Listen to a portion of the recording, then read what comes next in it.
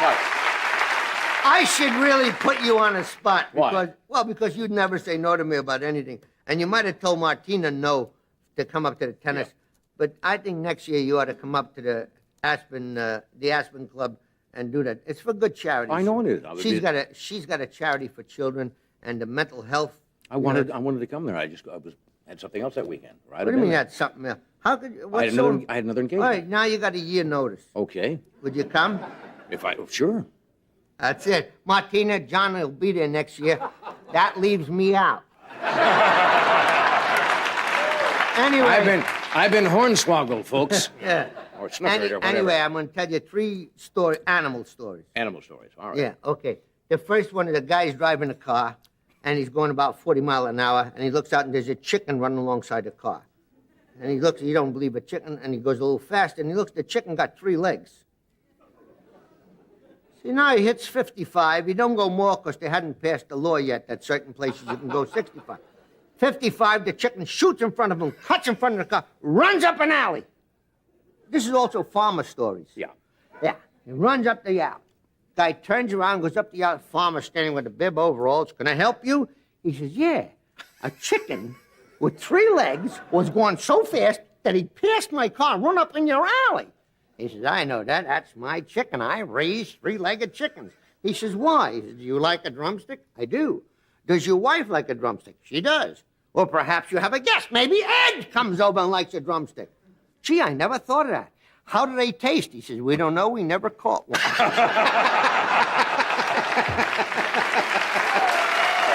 Now, we don't know. A woman from the city goes to the country and she's at a farm.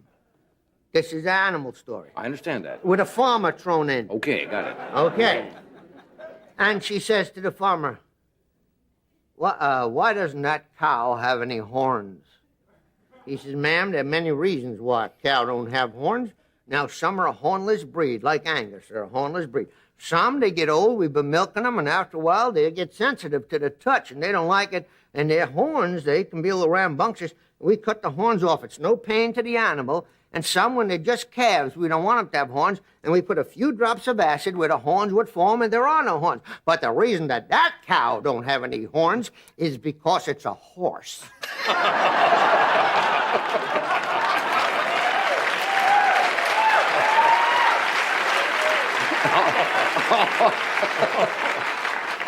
See, that had an animal and a farmer. Very good, a combination joke there. Okay, this guy is hunting for ducks. He's not the farmer, right. And he's not the animal. The duck is the animal. All right. Fing! Shoots a duck. The duck falls. A lot of you people want to conserve ducks, and you're worried it's only a joke. The duck didn't really die. And you conservationists, I'm sure you're all pure vegetarian and don't eat meat or anything like that. And you're so worried, I hope a butterfly flies up your nose and you choke to death. So now, just a passing thought. Oh, and I hope afterward the butterfly escapes. So, lays a cocoon right in your brain, and I can't think of anything but webbing. So, now this guy shoots a duck and it falls and hits a barn and goes into a guy's yard.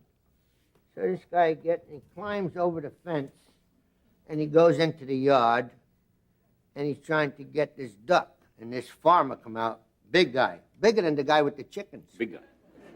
He says, what are you doing in my yard? He said, I come to get the duck. He said, that's my duck. He says, it's not your duck. He says, this is my yard. That duck fell, hit my barn. He's laying there. He says, yes, but it's not your duck. I shot the duck. I've been out hunting for a couple of days. He says, give me a break. You know, I'm from the city. You're from the city. Well, you don't understand about property, do you? It's my property. It's my duck.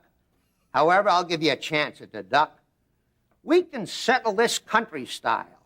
He says, country style? He says, yeah. Well, how do you settle a country style? He says, how? I kick you in the groin. The guy said, oh. And then you kick me in the groin. And we take turns kicking each other in the groin. Who's ever left keeps the duck. The guy said, well, if that's what I gotta do. The farmer says, I go first, and he hauls off. Wham! And the guy goes, ha ha! Ha ha! Whoa! Whoa!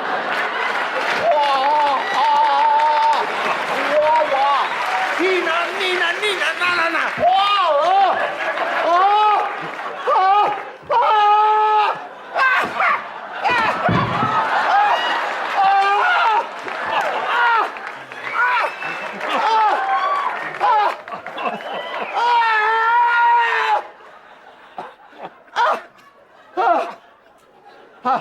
About half hour has passed, and he says to the farmer, well, I guess it's my turn. And the farmer says, you could have the duck.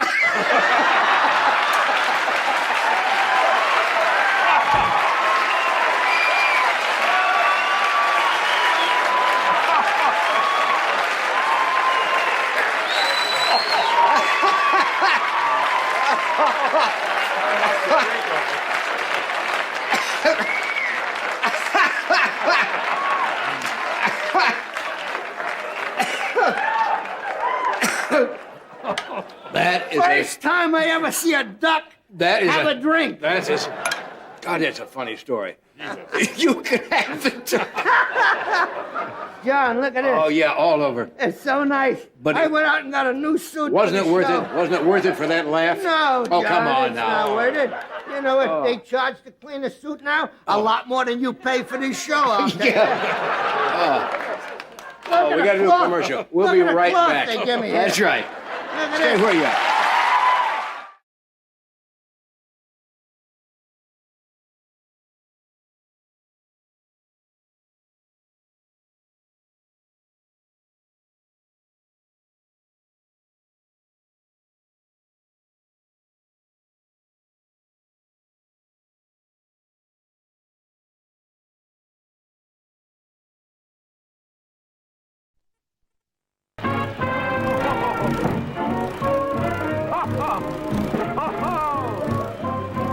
From New York, The Tonight Show, starring Johnny Carson.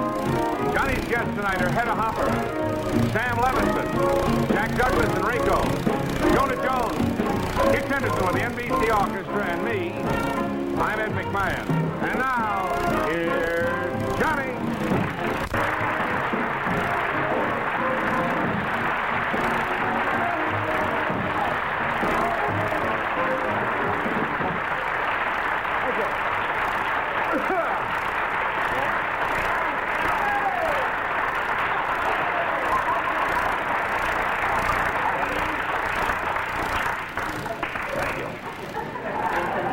And it's nice to be here entertaining. See, I've been on vacation the past couple of days, since Friday. I was supposed to be back last night. But over the weekend, I was in the Virgin Islands. And if you think I'm going to make a joke about that, you are nuts.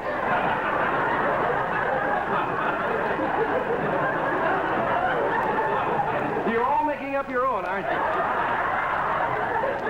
I wouldn't touch that line. But it was lovely. I'll tell you a little bit about it later. But I want to thank Skitch again and Edward. Thank you very much, guys, for filling in on Friday and Monday. Today's Tuesday, isn't it? Tuesday. Tuesday.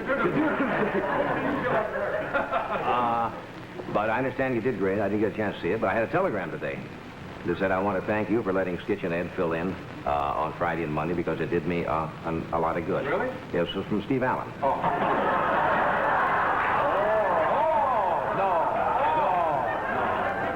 You know I made that up. You know I made that up. I'd like to welcome the out-of-towners here tonight. Everybody from out of town? Oh, Julie, I see. And also I'd like to welcome the members of the snow removal squad of New York who sneaked in here tonight. What a job that is. What a job that is. Removing snow. You know, last year they spent in New York $14 million to remove snow from the streets of New York. But Mayor Wagner today, our good, Mayor Wagner, he's right on top of things. He came out with a brand new method of getting the snow out of the streets of New York. You know what he did? He challenged New Jersey to a snowball fight. Well, you know. But I understand last night, the commuters, you were locked in. Nobody got home last night.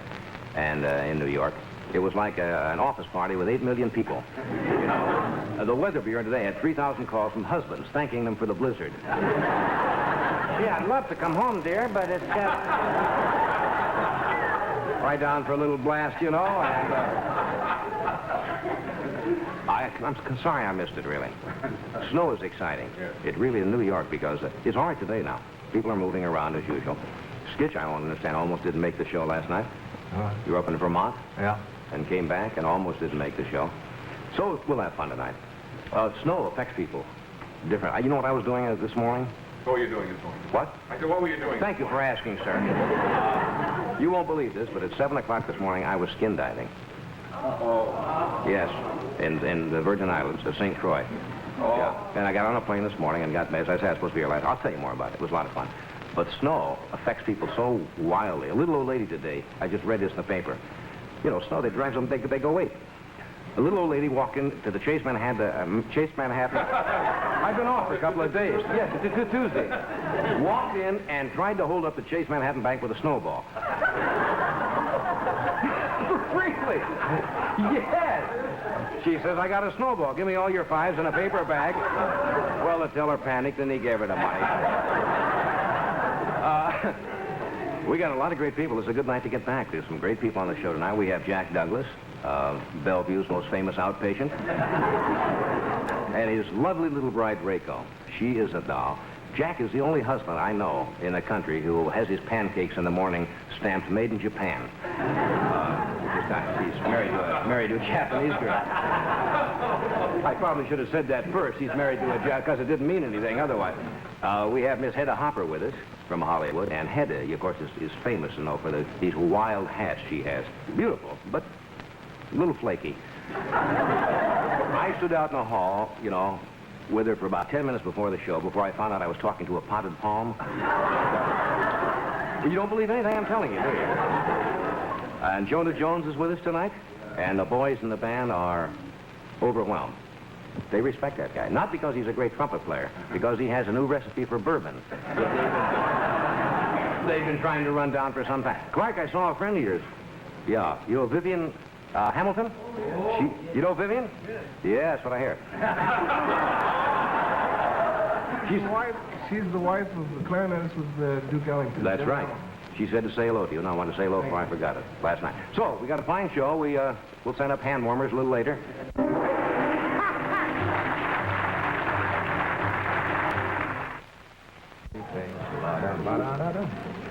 Good to see you again. Happy to be here. Did you have fun? Very nice. Yeah, thanks. What's... Very happy you're back. Well, we're back to normal. What's happening tonight? I don't know. What do you mean? Well, you got mittens on? Doesn't everybody dress this way during the winter time? I do. What are you coming up with? Are you going to play the piano with mittens and tap dance at the same time? Is that it? You're putting me on. No, I thought it was a novelty act. And out in Bayonne, New Jersey, ladies and gentlemen, tap dancing and playing the piano with mittens. Oh, you're going to go? All right. All right. No, go. Shit.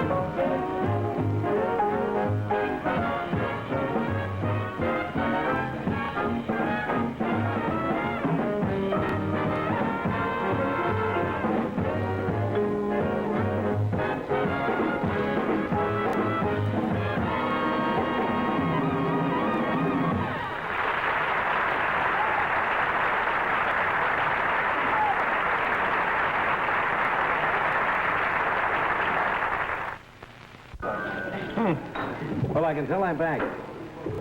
What a hokey number. Oh. Button up, you're over. Doctor, I've just never been able to wear a black dress since I've had this trouble.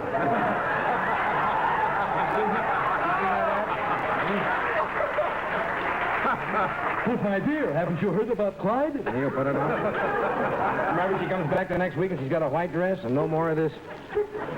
What is that stuff? Snow. Plastic snow. Plastic snow. Why couldn't we go... we got 8 million tons of snow in New York. We gotta get plastic. Well, our show goes out and gets plastic snow. We should have brought in some snow and have a snowball fight tonight. We'll challenge you later, friends. Pass out snow to the audience. Hey, John. Come on, John Day, don't talk with him. But he's getting something else over there now. John, you enjoy working here, don't you? See? It's just a little courtesy. We'll get you... and a threat. Hey, thanks also for filling in. Quite welcome. We enjoyed it. Glad you're back. Then you had fun. Things are back to normal. I was about to start over myself last night. Oh, boy. Mr. Stark and me. That would have been fun. I'd like to see him get Art in here and do something. How much time do we have? Minute. 1 minute? Have you heard these new what's jokes? I guess they're not new, but there's some new ones around. You know, what so-and-so is so-and-so and so. It's like riddles. But they call them what's joke. Aren't you kids doing these? No. Well, for example, what is purple and puts out forest fires? You heard this? No. Smokey the Grape. They're like elephant with no elephant jokes, but they're wild, silly jokes. What is 50 feet long, rubber, and has a long tongue? I give up. The Jolly Green Giant sneaker. These are so bad that they're great. They're wild. What's yellow and clicks? A ballpoint banana, you're right. You know, we must get these linked. What's yellow and lies on its back? A dead school bus.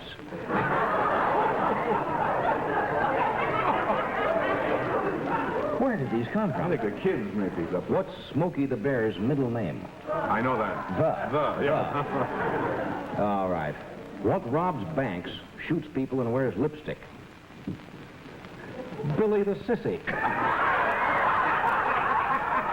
We'll be right back.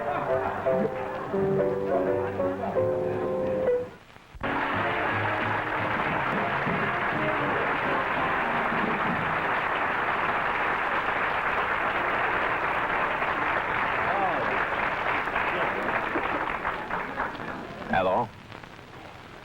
Skitch, you look a mess. Are you ready? Yes, We're going to play Stump the Band. Yeah. So you have some already? All right, we'll start from the front and work our way back. Does anybody have any more of those silly what jokes that we haven't heard? What's purple and conquered the world? Alexander the Great. The great. Alexander the Grape. You have to come easy with me tonight. You have a stumpy or do you have a stumpy? All right, who are you? Want to stand up? If you don't mind. Who are you? Nora Nevis, Where are you from? Manhattan. Manhattan. You get Riverside Drive. Riverside Drive? All right. You want me to write that down or something? Or maybe you're holding open house or something. You got a tough one? Well, I don't think Stitch heard this one. He's, a little before his time, maybe. Well, let's try it. Skitch goes back quite a ways. It goes back to Macy's, I think, the 15th, don't you? No, I don't know how it's an old joke, but it's the first thing I thought of. A little country song. Is that the name of it? No, the name of it is Did You? Did you? Did you? Did you? Yes. Hey, don't. Did you reveal exactly how you feel? Did you? I knew you were going to do that, too. I just knew. No. Yes. How that's- about did you? That's it. No. You're flaky as ever. How does that go? I'm not familiar with that either. Did you ever hear of anybody dying from kissing? Did you? Oh, I'm nervous. It sounds like it gets pretty racy. Hang on. Did you ever hear of anybody dying from kissing, did you?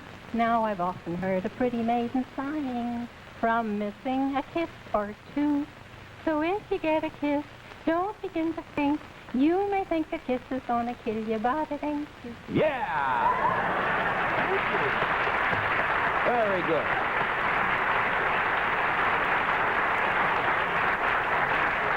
Yeah, that's very good. That does go back a few years, doesn't it? There's a wonderful show in town called Beyond the Fringe at the Golden Theater. Have you seen it? Well, you have 2 tickets. Well, thank you. Do you want to stand up? Hi, who are you? Jan Greeley Where are you from, Jan? from Wisconsin. What are you doing in New York? I'm a student in New York now. Where you go to school? Where at? It's the Latin American Institute, taking the bilingual secretarial course. You're taking a Lingual. Oh, good. All right, that's enough of that. What's the number? Chicken dinner. Chicken dinner? Chicken dinner. Is this a new song? No, it's quite old. An old chicken dinner. It's called Chicken Dinner. They won't know this. No, we really don't know that song. Well, you caught us all by surprise by not knowing it. Ed was trying to get us to sing Fry Me in the Pan. Fry me in... Fry me in a pan. I don't think so. How does that go, Jan? When you have chicken dinner, don't forget to wash those bones. When you have chicken dinner, I don't know anymore. I'll accept that.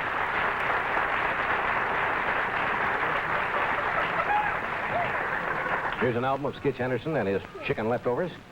Like, you have a what's it joke? All right. What's purple and has bucket seats? What's purple and has bucket seats? A sports grape. A sports grape. Sit down, please. A sports grape. We got. All right, I'll try another gal here. You want to stand up? Who are you?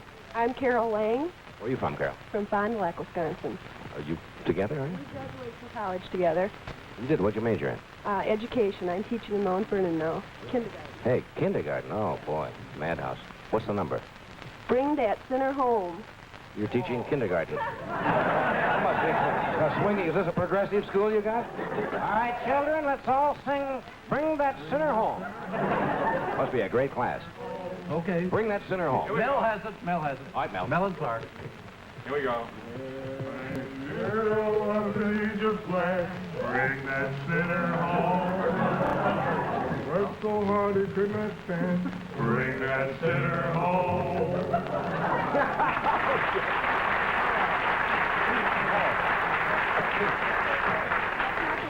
That's not the one you were thinking of. Well, it's just as well. I don't want to think of that either.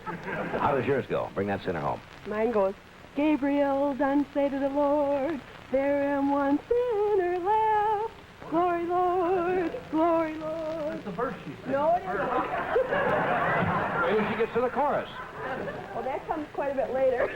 How long a verse is this? That's a pretty long verse. That's the verse. Ask that one sinner to repent. Oh, Lord, that sinner, I'm sorry now. Glory, Lord, ask that one sinner to... You don't teach these children music, do you? Okay. Hey, that's very good, though. All right. Oh. Beyond the Fringe, the Golden Theater. There is a sinner. Somebody else? You have a what? Oh, you want to, yeah, you look like a skier. Well, I'm dressed for the weather. Well, that's good. Who are you? Sally Spitzer. Where are you from, Sally? What are you doing in New York? We're honeymooning. After 3 years of marriage, my husband and I are taking our honeymoon. After 3 years, it's a long wait, isn't it? We decided we finally needed a break. And 2 children? I think that's real sweet. You probably couldn't afford to take it when you got married or something, and you saved up the money now. Are you having fun on your honeymoon? Wonderful time. Oh, good. It's nice weather for honeymoon. Snowed in and all. What's the number? Auntie Skinner's chicken dinner.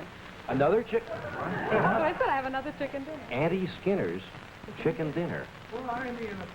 Yes, we know with the fry and the client. Andy Skinner. No.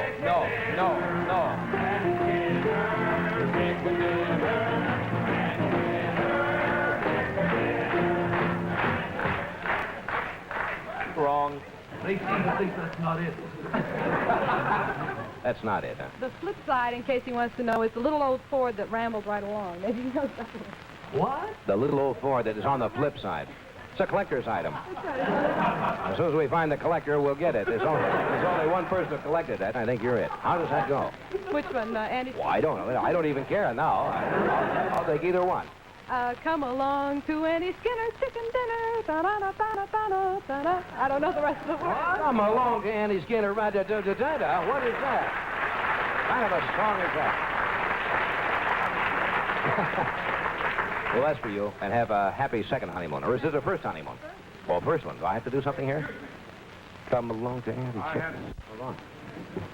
Whenever our next guest is in town, playing at New York's one of New York's most popular supper club, the Embers, we ask him to stop by and bring a little of his music, and he's with us tonight, and he swings. Mr. Jonah Jones.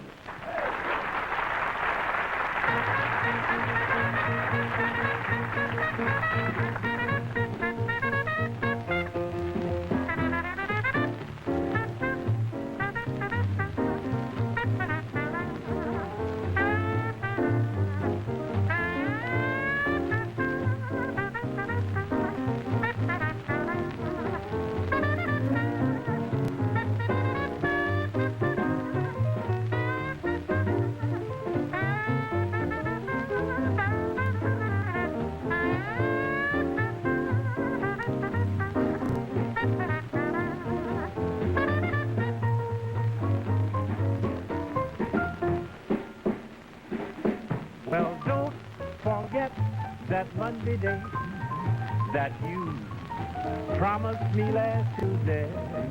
I have found a cozy place where we can meet at noonday. I'll be waiting, no hesitating, 'cause I found a place just for mating. Yes, Mama, don't forget that Monday day that you promised me last Tuesday.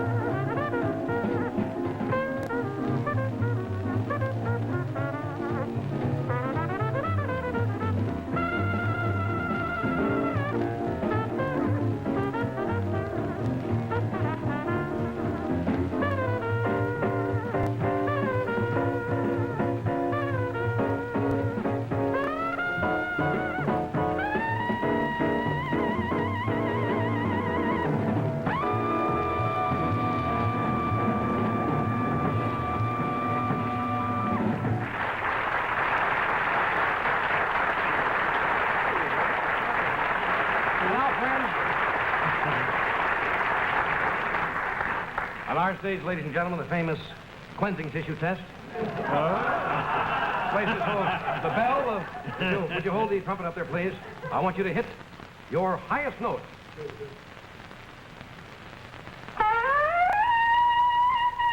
you are. You see that? I knew it was a fix. Jonah, thank you, Dad. See you later.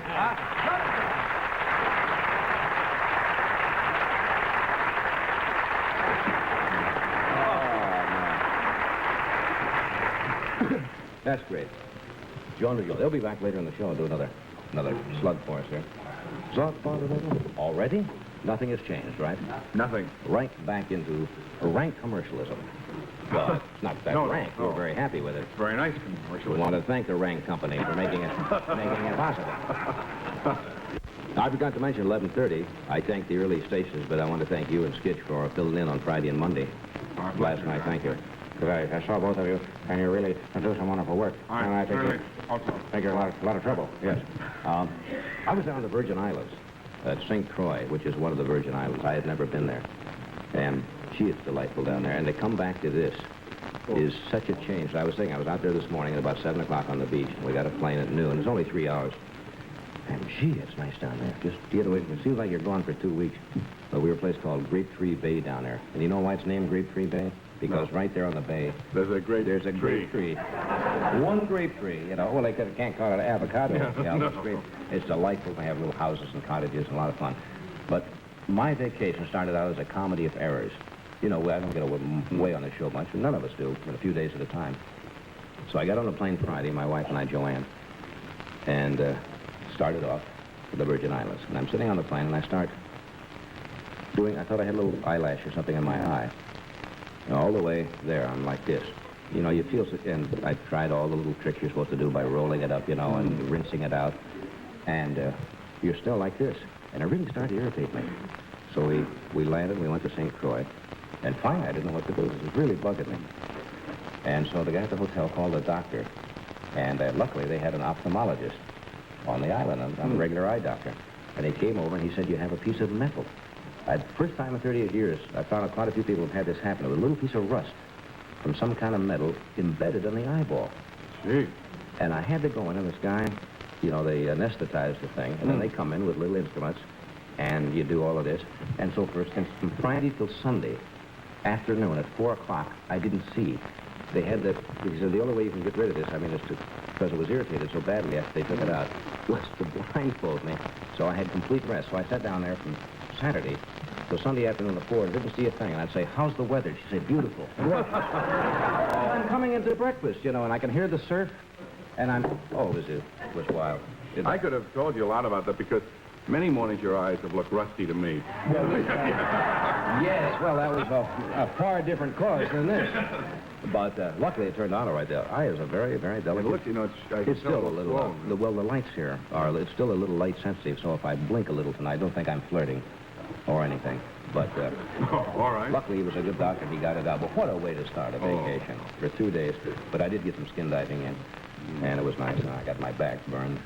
You know, I have to come back with a little sunburn. But it's a nice place down there. But they're really coming thick and fast, aren't they? Now I want to welcome the Thick and Fast Company. I'm going to introduce Jack Douglas, and Jack is always a little tough to introduce.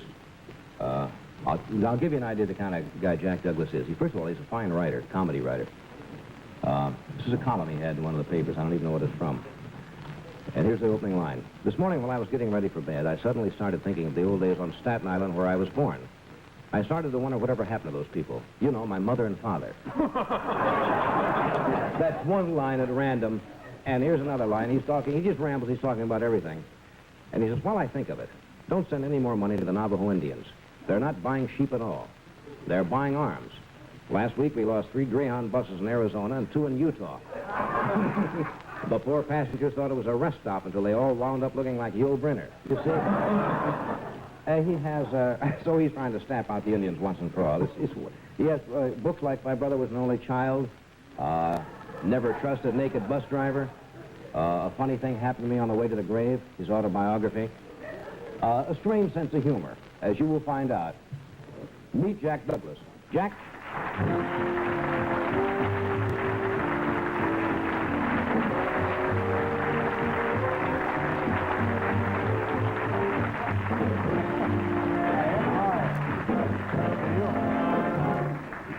Thank you. How are you? I'm fine. You don't get to hear my introductions, do you? Because you're... No, you were reading from a clipping or something. I was reading one of that nutty article you wrote for Variety some time back. Oh. Where you ramble along, singing a song, talking about this and that. Yeah. I got back on vacation. I didn't have a chance to see you. I know you did. The Virgin Islands. Huh? I was in diving. You were on vacation, but I haven't seen you since you got back. Well, I wasn't exactly on vacation. I was in Puerto Rico. I was an exchange welfare case.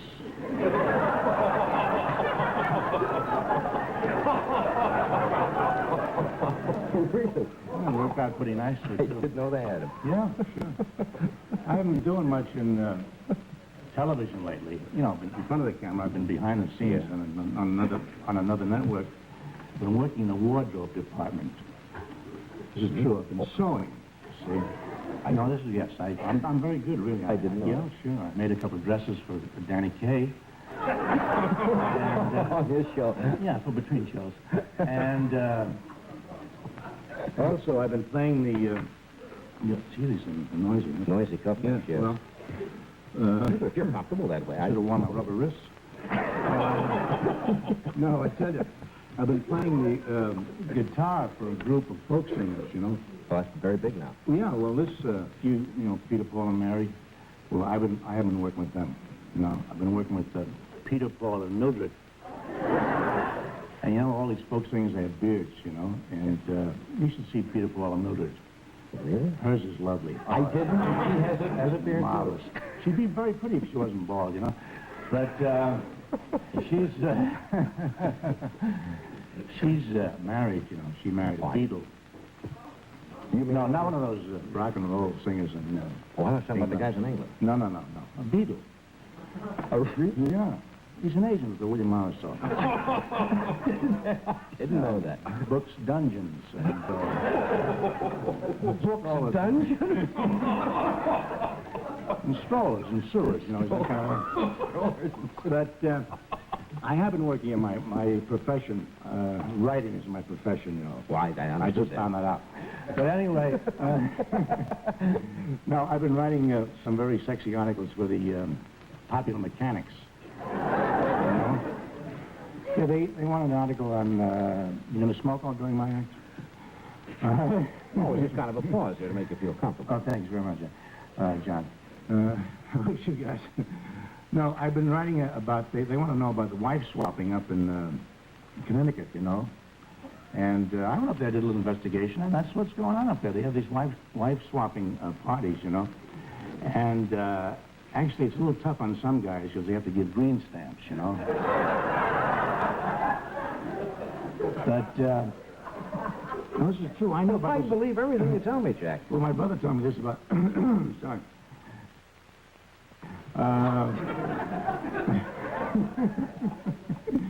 My brother told me about this a long time ago. He was in New Haven, you know. He graduated from Yale this last spring. And he told me about this. He's a bartender up in Buffalo now, you know. Well, he thought he started at the top. You're not going to fool around with that, huh? But actually, he was very popular at Yale, you know. I'm still talking about my brother. Yes. Well, he was voted the one most likely to be found dead in a motel. Alone. But I don't think that's going to happen because he just got married. You know? He did? Yeah, married a girl. Very conservative. Well, what is this? We have to go away for a few seconds? I may go away for a few No, just stay right here. We got...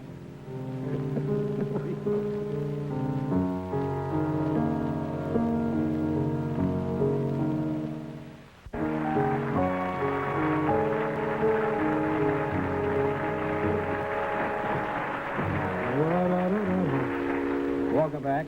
We just had a snowball fight. We're talking with Jack Douglas, who's on loan to us for this evening.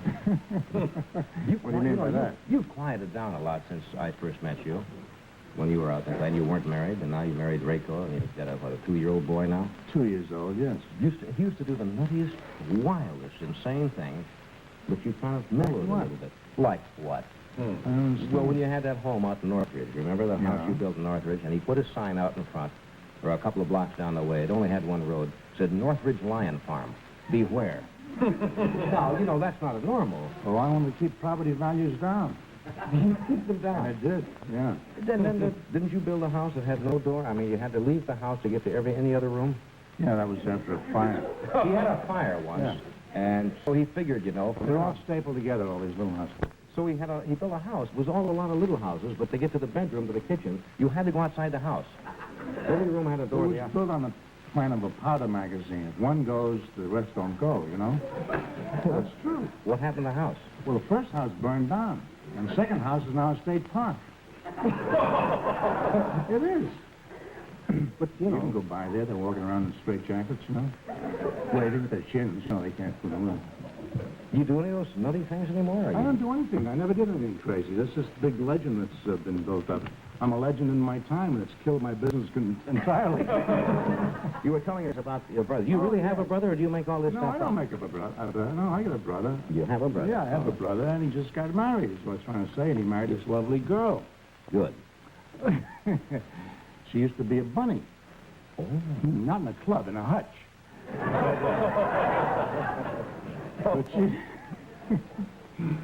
But she's a little, I wouldn't say she was too bright, you know. No, when I say she's not too bright, she has to read the instructions on a jar of Arid. Before she knows what... Before she cooks it. Well, she's not too bright. Yeah, well, you know, those spreads they give at cocktail parties, you know. You give you a jar of Arid and a piece of... Melba toast or something. Melba toast. So what's other stuff? Zwieback. Chips. Zwieback. I haven't Zwieback for years. Haven't you really? No, they've got the opium-flavored Zwieback now. Keeps your child quiet for hours. And days. And a week. So, what else can we talk about tonight?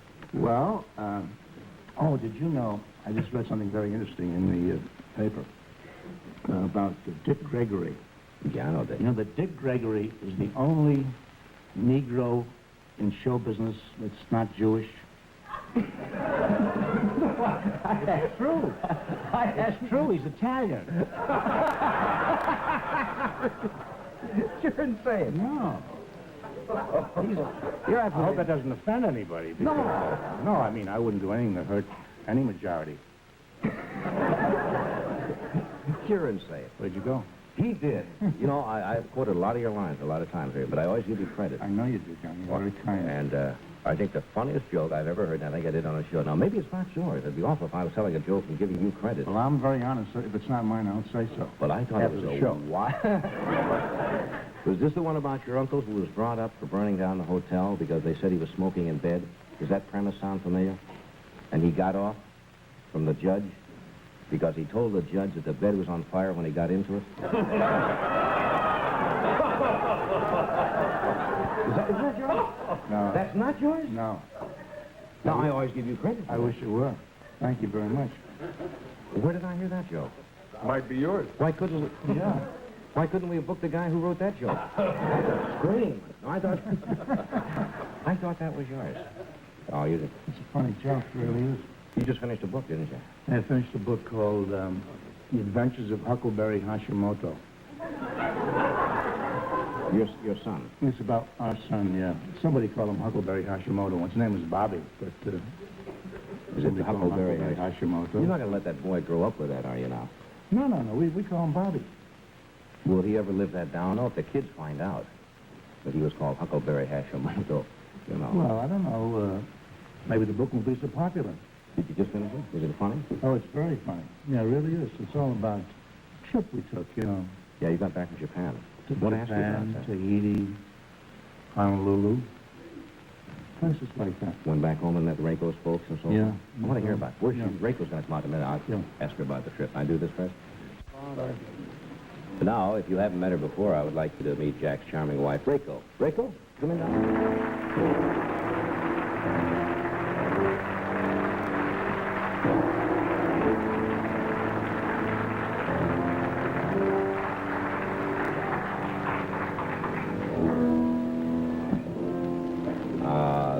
Sounds like somebody's dead.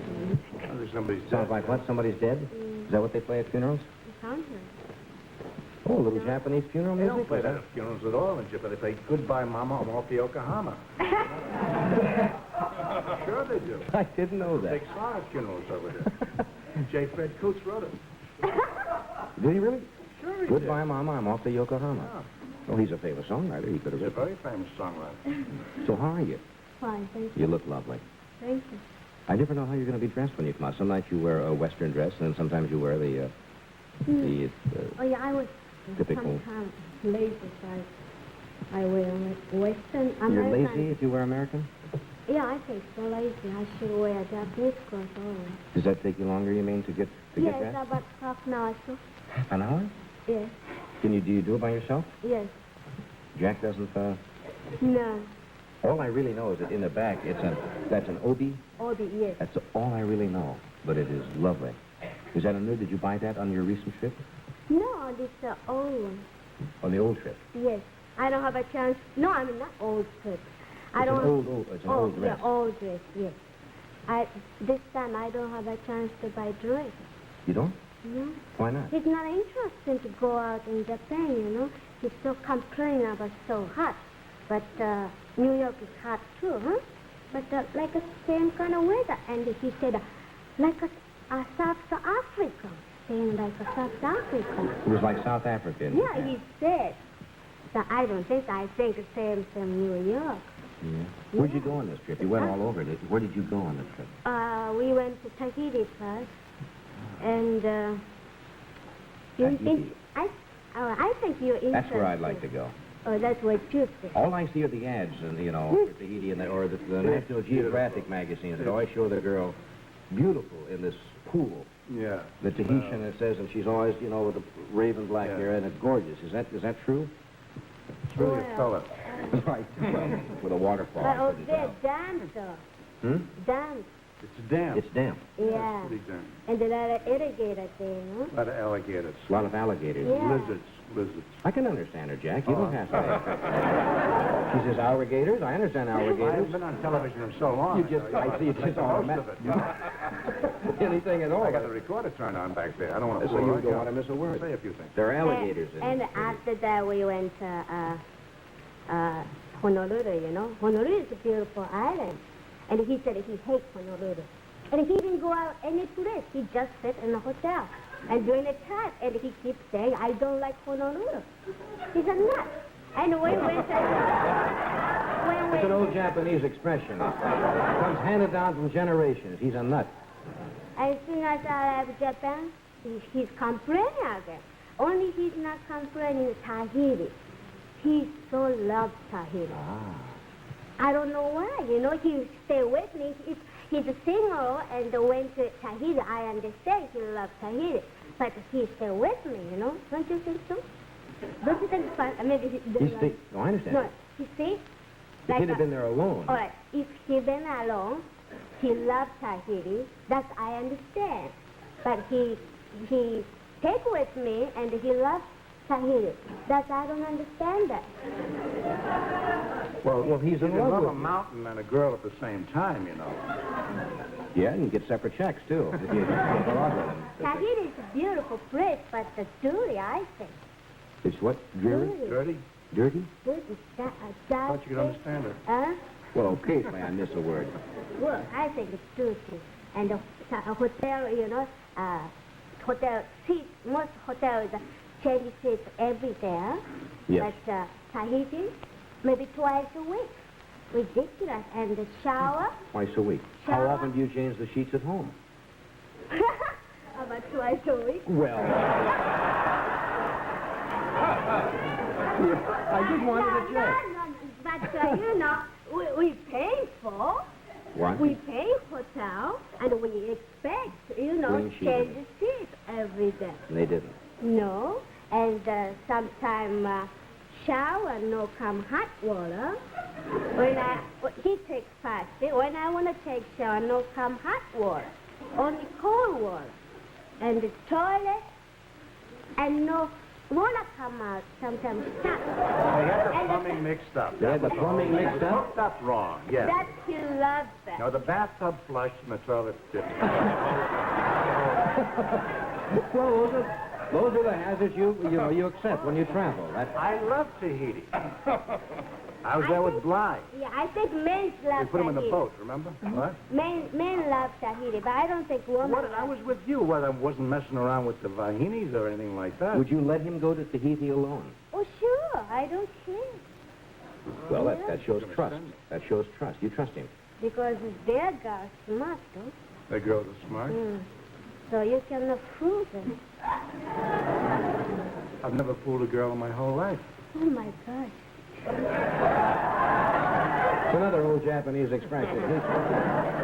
And then you went to Japan, and he Yeah. met your parents. Had he ever met your parents before? Oh, yes. Oh. He met my I didn't papa. meet them before. No.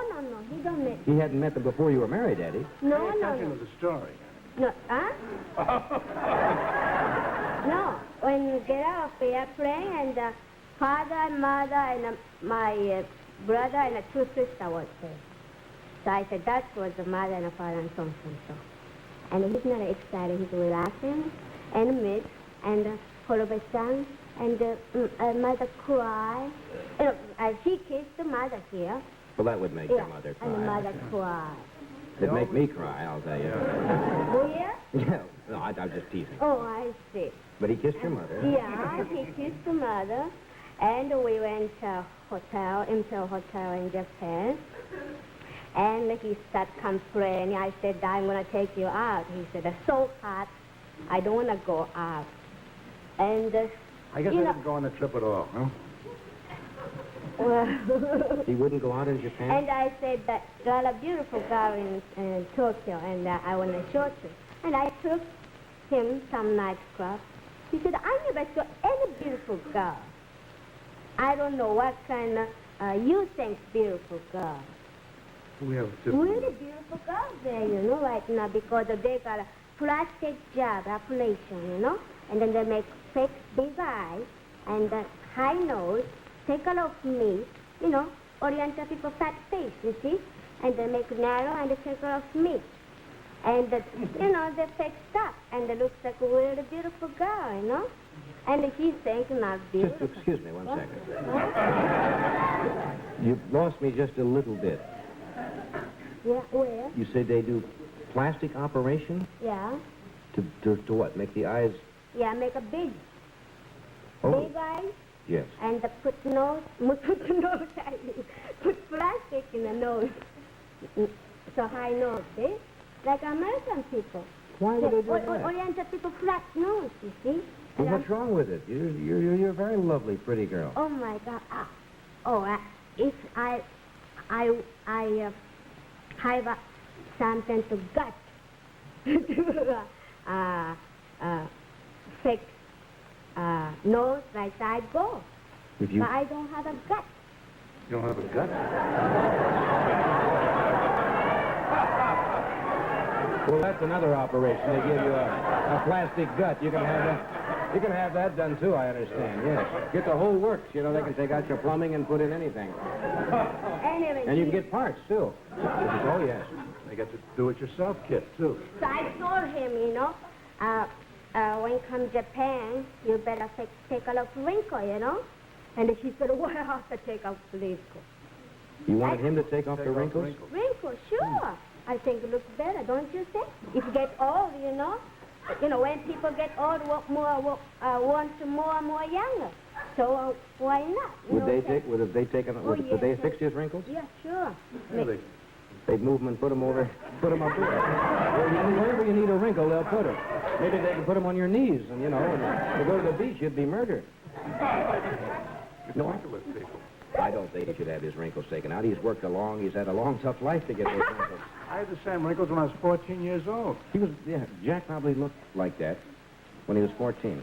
Well, it sounds like a bed, but, you know, not really bad. Everybody have a wrinkle, but, you know, when He's overdoing it. No, I'm saying that when people get, you know, a wrinkle come, you know, if have, you know, feel like a doing better to take a lot of wrinkle, I think. Oh, I don't know. No? No. No? Here's a delightful man who, everybody loves him no matter where he appears, and lately he's achieved new dramatic success, doing dramatic roles on television commercials. Would you welcome, please, Mr. Sam Levinson?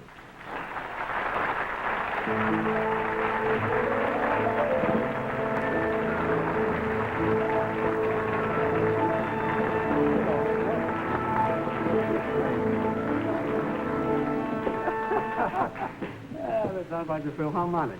The maestro is at the podium. Those of you who didn't see the show last time Sam was here, he took out the violin and went over and played with... We had, I think, 10 violinists skitched added to the orchestra that night. I was observing how American Reiko has become. I remember when she first appeared on TV with Jack, she didn't say a word. Yes. Remember how timid she was? And tonight she was telling you. Sure. They learned very fast. Huh? When I first met her, you were working, I think, at the Blue Angel in New York, and you had just been married, and I would say, everything you say, she just smiled. You'd say hello, she'd say, uh-huh. Everything was just fine, no matter what you'd say. That's a safe way, you know. Safeway, just smile. I don't know how she ever learned English. Coming from it must be terribly sounds different. you just never learn. No matter how long you're going to live, and I hope you live a long time. Certain sounds, by the SH, she hasn't said one tonight. The seats, the six changing the seats. Well, they apparently don't say shoe that way, you don't. And you still get along without it. So I guess so. I understand it perfectly. So how you been? Fine. You're Nice lucky. to be here again. I had a lot of fun last time. Skitch and I played, and I took my violin out of the mothballs. We had a lot of fun. Hey, I was going to ask you something the last time you were on the show. We didn't get around to it because we had such a grand time with the music. But a lot of time, practically 7, I guess I'd be right in percentage saying that 9 out of 10 comedians or people who do humor always have in their act someplace, and I've heard you talk about it, talking about their childhood and the poverty. Yeah. I guess it just must be that anybody who dealt in humor must have been poor. But somebody saying I was on the Lower East Side and I was poor. Now, were you really poor? Oh yeah, we were poor, but I was not a miserable child. I wanted to be clearly understood. I didn't know I was underprivileged, and nobody told me, so I just went around enjoying myself. That's the difference. You don't have to be miserable necessarily if you're poor. Though poverty is no. My mother used to say, I'm sure Jack knows his little proverb. Poverty is, it's no disgrace, but it's no pleasure either. You can learn to get along without it if you have to. So I was a happy child because I didn't have money. It was the only thing I didn't have. We had a nice family, had good parents, we had books and music and culture and relatives and living people all around me, and I just had a lot of fun. And as the boys sit around now, I'm the baby, I'm the kid brother, and we still reminisce about the wonderful times we had. And there were some delightful things which normally go to a psychiatrist with, like these traumas, these great tragedies. My brother and I we wanted to see the world. We never got off the block. This was kind of a small ghetto. So we delivered chickens, and we delivered orders, and we carried bundles for ladies, And we wanted to see the world because nobody gave you money. In those days, allowance had not been discovered. And my father said he didn't understand why he had to pay children for living at home. That's right. So now my kid has a minimum guaranteed wage every week, pay off. And you always end up owing him 12 cents. You owe me from last week, So we delivered orders, and we went to Times Square to take a sightseeing bus to see the world. And what happened to us then should usually lead people to the psychiatrist, but we got used to this kind of thing. We took the sightseeing bus in Times Square to see the world, and the first sight they took us to see was our block. That's right. Going to show you some of the rough neighborhoods. That's right. They just drove us through it. Everybody saw us, and the bus said, then we got arrested. That's right. Now, we look back and laugh and say, how did these things happen? We got used to it. We had poverty and love. That it immunizes you against it. I know a lot of rich kids who have parents that don't love them. We were very much looked after and regarded. Do you think people who come from a background of less than moderate or low income necessarily have more love than people who are rich? No, You're not trying to draw that you correlation, can have it in are you? any neighborhood. I've seen slum homes in very classy neighborhoods. It's how you run it that counts, and I came from very aristocratic homes. Just no money, that's all. Just no money. Just no money. Everything else was there. We went to Coney Island. That was the, poor man's Monte Carlo, And they gave you a nickel to go and a nickel to come back. That was for the day. And the rest, that's right. And all I had between me and a life of shame was this nickel, And you held on to it. And I was a coward, and I held on to it. And my brother, I have to tell you what happened. You walk the boardwalk just like the rich people, and the fumes of the frankfurters and the custard and the potato chips are killing you. And they put it in fans and throw it out so they hit you in the nostrils. And you're going to this, this horrible agony of dying to eat a frankfurt, and I'm holding on to my nickel, and my brother's mind snapped. And he says to me, I don't care if I never get home. He says, I'm going to eat a frankfurter. Do I have time to finish? Just a story. See? So I said, what are you going to do, Al? He says, you're going to sneak me on the trolley car. See? Now I'm an accomplice to this. So I don't know what he's going to do. So I said, all right, if I have my older brother, see? So I snuck him, as they say, snuck him onto the trolley car, see? And the conductor of the trolley counts the number of nickels and the number of people. And he's short one nickel. Now he's counting heads there, see? And I want you to forgive my brother because you know now what led him to this crime. My wonderful brother sat there quietly eating a frankfurter while they put a little old lady off the trolley. Good. Strong youth. You bet.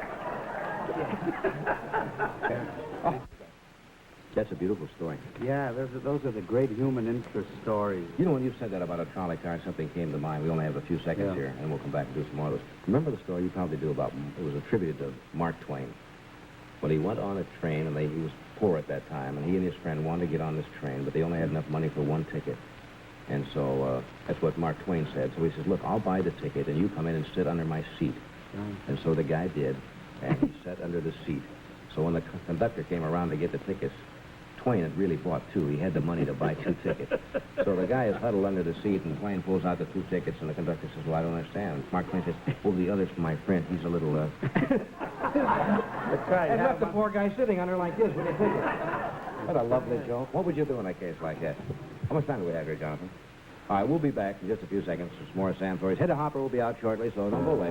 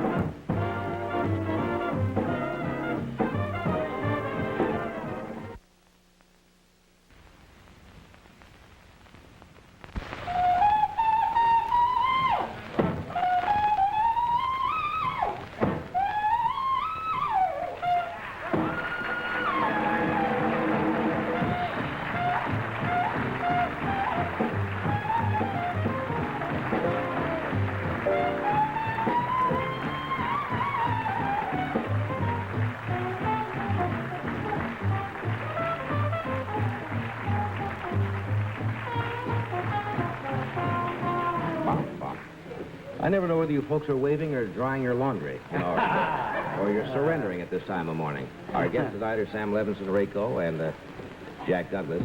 Sam, every place you go, and I even asked you about it during the commercial break here, one story you do that everybody loves, and it's not strange, but people like to hear something they have heard, is that story about the chicken business.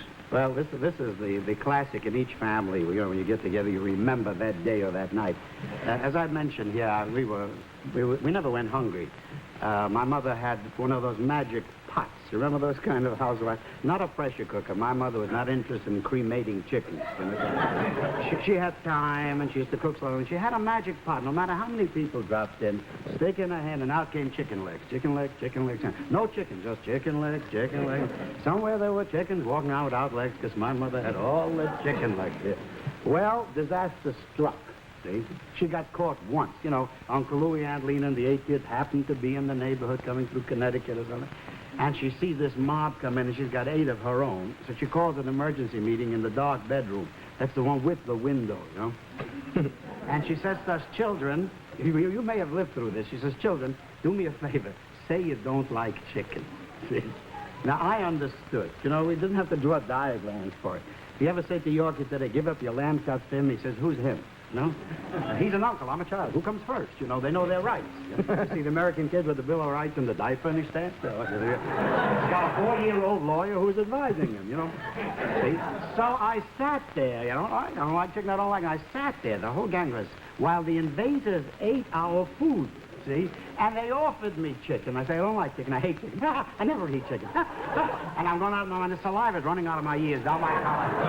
I hate chicken. I never eat chicken. Well, I paid the price. I cooperated. I was a good kid. When we got around to the dessert, Mama pulled a trick for which the psychiatrist would have her arrested today. She gets up in cold blood and says, now, she says, all the children who refuse to eat chicken don't get any dessert.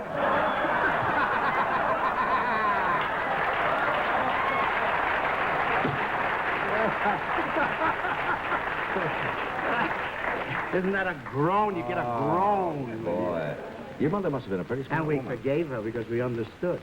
We understood. Pretty smart psychology, though. We knew. You have time for one quickie? When Papa lost his mind. Now, my father didn't have any money to spend, but he must have either found a wallet or got a raise or something happened. He took a batch of us to Coney. Go ahead, live. And, we wanted to use it. Pa, can you afford this? Potatoes? Go ahead, don't worry. Can you afford it? Can you afford it? And we went around affording this and affording that.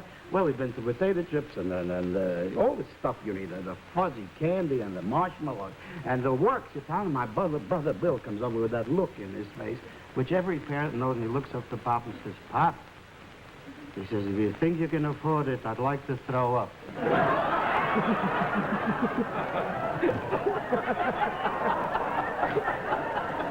But you had to ask first if you can afford it. That's right, because you don't throw the stuff away. What a family. Not at those prices. Not at those prices. Often on the show, an MC will say our next guest needs no introduction and then proceed to do about 19 minutes introducing him or her. In this case, I don't think I need it. Would you welcome, please, Miss Hedda Hopper.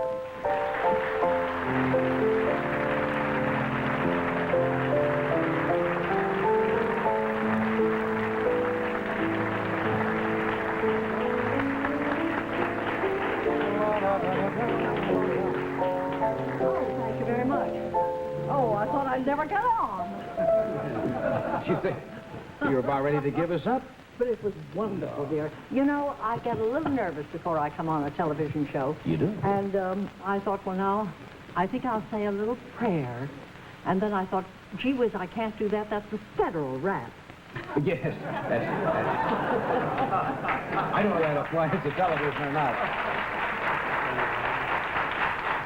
That'd be awful to be picked up on that offense, wouldn't it be dreadful? I know that you can't say anything political on any of your shows. Why but not? I'd like to say that I think I know what they could do with Cuba. I think Joe Kennedy is so rich he could buy it. Jackie Gleason could sit on it and sink it, and Harry Truman could tell you what to do with it.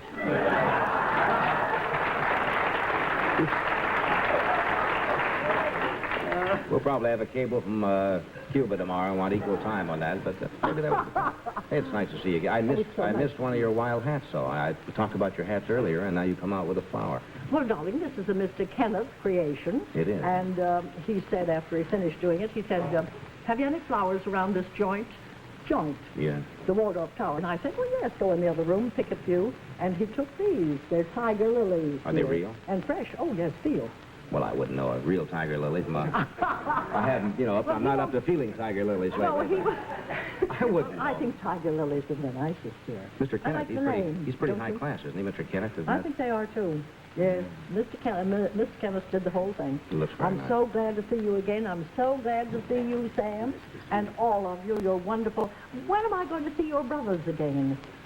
He has the most wonderful brothers. Have you heard about the brothers? I've heard about his whole family. I've never met his brothers. Oh, darling, he has 6 brothers and a sister, and they all play instruments and play beautifully. One is a doctor and a lawyer, and they're perfectly wonderful. I saw them on... Gary Moore. No, I've got Gary Moore. I've got a secret. Could we get a package booking some night? I mean, book the whole Of time? course, you'd have a marvelous show if you had. I believe it. Not that you haven't got marvelous shows all the time, but it was one of the most enchanting things I've ever seen, and I haven't seen it since. And No, they were only on once. We gathered all our brothers together, and they took out all the instruments they played as kids, and we reformed the old orchestra and gave the concert. It was delightful. It was perfect. You want to talk about me for a while? I mean, I want to talk about you. You go on his show. You can talk about him, but you haven't said a nice thing about me yet. No, I think it's wonderful. What are you doing back here? I mean, your eye. Did that really happen? That really happened, your eye? It's all right. Luckily, I had a doctor there, but... Well, for heaven's sake. It's fine. Bob Hope has been having a great deal of trouble with his eye, and I begged him not to go overseas because I was terribly worried about him. I've been on 4 of those trips I know with you him. have. And he came back and called me the day after he came back, and he said, Hedda, I feel 200% better than when I left. Well, Bob has to work that way. He has to, but he said, when those boys throw their hearts at you, it's just wonderful. Isn't that a lovely Jack has worked for Bob. He knows Bob must go like... Bob would probably be out doing a... I threw my heart at him. Did you throw your heart at Bob? I threw mine at him a long time ago. Oh, he's a wonderful man. He's a wonderful guy. He really is. Oh, wonderful. But he did. He felt 200% better after he came home. Yeah, but Johnny's right. He really has to go. Oh, he doesn't want to stay home. Oh, he wouldn't stay home. No. Oh, if he crawled on his hands and knees, he'd go. What are you doing you out would of... too. Yes, I would. Yeah. What are you doing out in the land of milk and honey? I mean, in this kind of weather. Oh, I love this weather. I was out all day yesterday. I walked in the snow. I'm an old Pennsylvania girl, you know, and we had snow in Pennsylvania. Oh, yes. Do I remember that snow? You're not Pennsylvania Dutch. Partly. Partly I'm a little bit of mixture of everything, dear. I'm, you know, I'm just what you call a mongrel. But, oh, it was cold yesterday, but I loved every minute of it. It's nice for a change, okay? It was wonderful. You missed it. Yeah? Weren't you glad? I kind of was yesterday. We're No, coming but up to California next month. Oh, good. We'll Maybe be I'll out there. see you out there. We'll be out there for 2 weeks. No, well, come out there and I'll let you ride in the new car. Oh, I know. Then you'll want to go to Mulholland Drive and Neck and... You accept a ride from these Hollywood girls, and before you know it, you're out on Sepulveda Boulevard. You know up there. I'll take you up there. Take me around. You see, I have young blood, but it's in an old container. Well,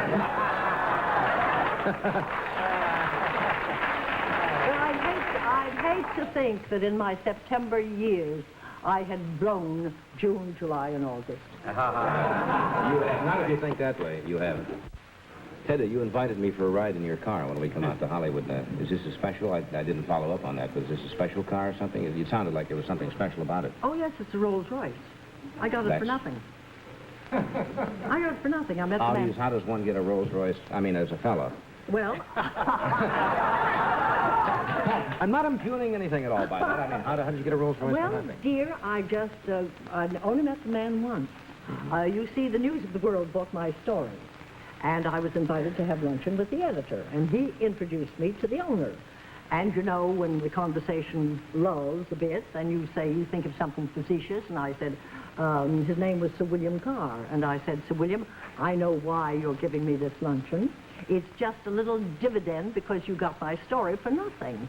And he said, well, Miss Hopper, not quite for nothing. And I said, well, almost nothing. And then I passed on to something else. The next morning at 9 o'clock, the head of the Rolls-Royce company called up and said, Miss Hopper, Sir William Carr has just bought you a Rolls-Royce. Well, I thought somebody was pulling my leg. And I said, would you mind saying that over again? He said, Sir William Carr has just bought you a Rolls-Royce. Said it the same way the second time. Exactly the same way. And I said, why? And he said, my dear Miss Hopper, when a gentleman buys a lady a rose, we never inquire as to the reason. A very discreet company. Isn't that wonderful? Well, that's a beautiful automobile. Oh, it's a beautiful automobile. So I'll go for a ride in It's a it. silver cloud. When you come out to the coast, I'll let you ride in it, and I'll let you borrow it. And you're the first one I've said that to. Now, you said that coast to coast. Now, when I call you and say this Johnny Carson, Yes, you can say, have it. You can have it. Don't give me that wrong number business. No. I get a lot of those out in Hollywood, you know. When I call girls for the S. Which Hopper? Which Hopper did you want? I'm sorry, she's not here. Well, they might think you're calling my son, too. I have a handsome son. You know. Good actor, too. Yeah, I think so, too.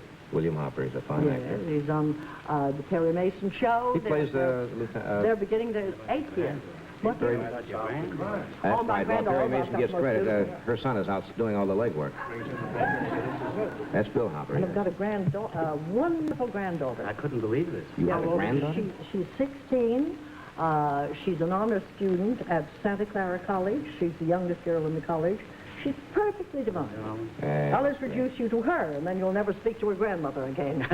Well, 16 is a little young, and, you know. Not for you, Johnny. I've seen you take on younger. You see, it's an old saying, like the grandmother, like the granddaughter. You're talking about your story. This is a book, The Whole Truth and Nothing But. And it's the innermost secrets of Hollywood and so forth and so on, right? Yes. Is this really the inside story of what goes on out there? It really is. It's the inside story, and it's sold over 100,000 copies, and now it's gone into paperback. Yeah. How do you get all your information now? Do you have people that they call you, and do they... Oh, I do my own leg work. I can still walk, you know. Oh, I know that. I don't have most people have a leg man, but I don't have a leg man. I just call them up, and I trip them into saying things, and they're very nice, and I have a lot of friends out there. Well, people call you sometimes even before, you know, if they're going to have a baby. I mean, sometimes the woman will call you before they even tell the husband. That's right. Well, you know, they used to call Miss Parsons, you know. Llewellyn and I haven't always been the greatest friends in the world. I've heard that, yes. Yes. We've had feuds once in a while. And when she heard that I was writing a book, she called me. She hadn't called me for a long time. She said, Hedda, I understand you're writing a book. What's it called? And I said, The Whole Truth and Nothing But. And she said, oh, dear, that's what I'm afraid of. And then I said, well, how do you feel? She hadn't been feeling very well, and I felt very sorry for her. And she said, oh, I feel awful. I think I'm going to die. And I said, oh, don't be silly. You'll outlive us all. And she said, yes, I think I'm going to die. And then there was a long pause, and she said, Hedda, wouldn't it be wonderful if we died together? How do they know whether that's a compliment or not? She said, well, the family plan again. We could have the most beautiful funeral in the world. And I said, well, you die in your time and I'll die on mine. You both have pretty remarkable careers. I don't know. Well, you see, she was very well established before I ever got in on this racket. I didn't know what a tough racket it was when I got into it. I thought it was going to be, you know, simple. I'd never written anything but a letter in my life, can't spell, and still can't spell. And people said, well, you must have had a wonderful education to be able to write a column. I never got to high school. You didn't? No, never made it. But I made the column. Yeah, you sure did. Hey, weren't you once called the most feared woman in Hollywood? Wasn't that? Oh, yes, that's what they say about me in England, dear. But it's not true. I like to think I'm the most beloved woman in Hollywood. And I nauseate myself when I say that. Why would they say you're more... did they feel that you could really hurt their career or help their career? Or?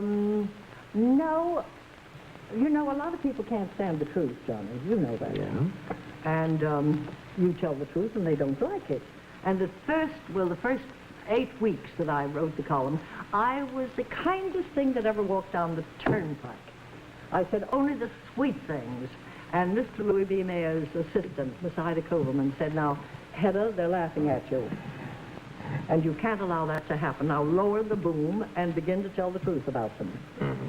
And I did, and the telephone never stopped ringing, and they said, well, how can you say a thing like that? I said, because it's true. Yes, but you were my friend. I said, yes, put that in the past tense. If you want me to print something about you, you give me a good story. Otherwise, I'll tell what I know, because that's what I have to do. So how do you find these things out? That's what I'm interested in. You know? Well, I'm a snooper at heart. I mean, you don't go around peering in windows. No, I don't go.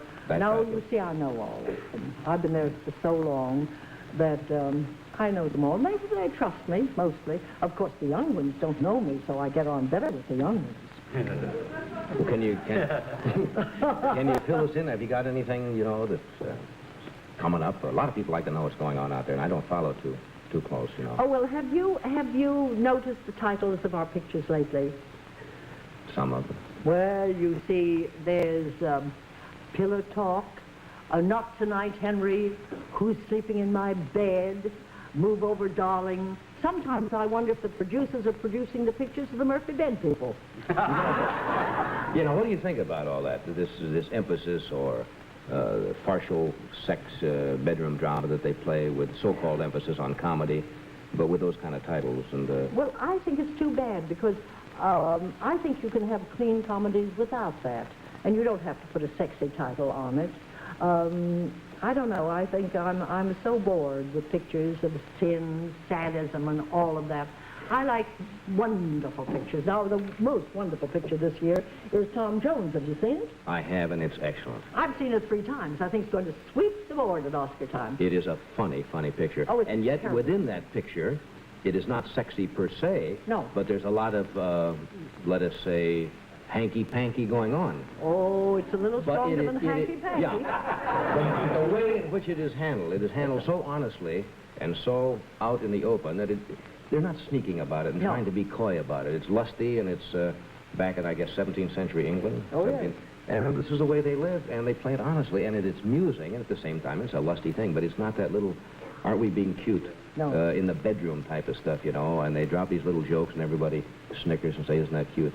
That stuff I don't go for, but this is a great picture. And that Albert Finney I was is just sorry I wasn't born in that century, dear. I was kind of hoping, yes.